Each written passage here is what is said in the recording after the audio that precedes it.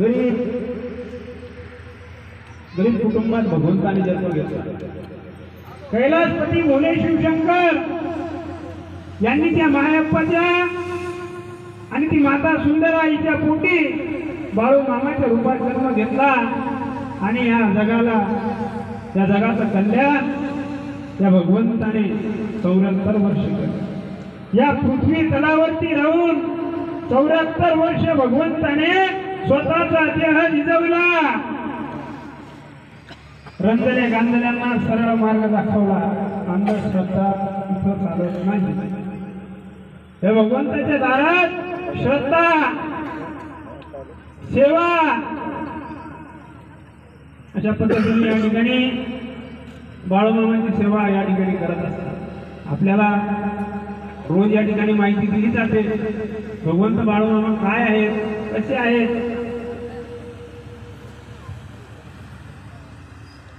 सन 1892 सालाच्या भगवंताचा जन्म झाला। मायप्पा माता सुंदरा या दाम्पत्याच्या पोटी या बाळूमामांनी जन्म घेतला। कशासाठी? या मेंढी माऊलीचा सांभाळ करण्यासाठी। तर ही मेंढी माऊली जन्माला आली तर लोकांचं कल्याण करण्यासाठी। मेंढीचा अवतार साक्षात वारुळात झाला।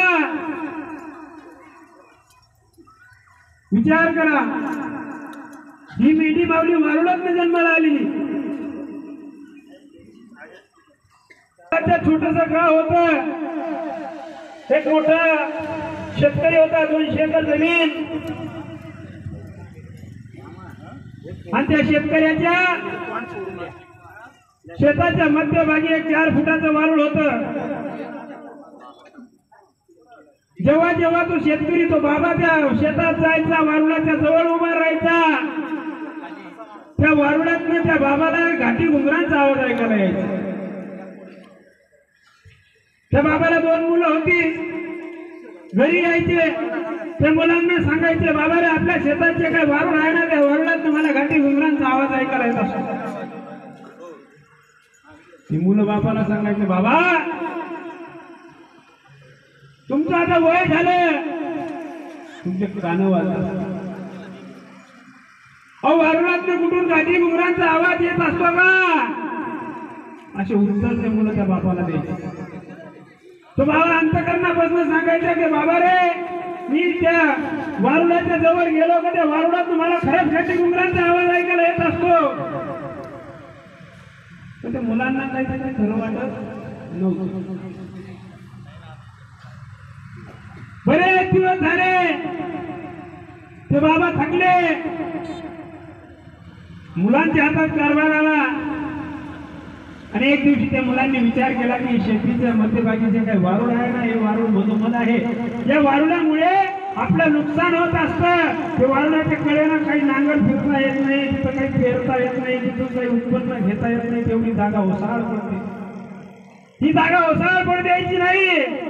त्या मुलांनी एक दिवशी असा निर्णय घेतला की वारुळ आपण खोदून काढायचं, तोडून टाकायचं, ती जागा मोकळी करायची आणि तिथं आपण उत्पन्न घ्यायचं। ठरल्याप्रमाणे नांगर त्या शेताची शेती करण्यासाठी नांगर त्या ठिकाणी आला।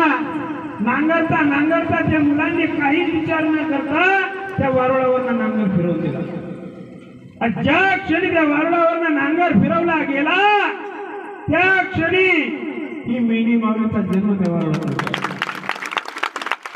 या ठिकाणी बरेच लोकांच्या मनात शंका असते की मेंढीचा रंग काळाच का पांढराच का नाही, तसा काळ्या मातीतून काळ्या वारुळात मुलीचा जन्म झालेला आहे म्हणून तिचा रंग काळा।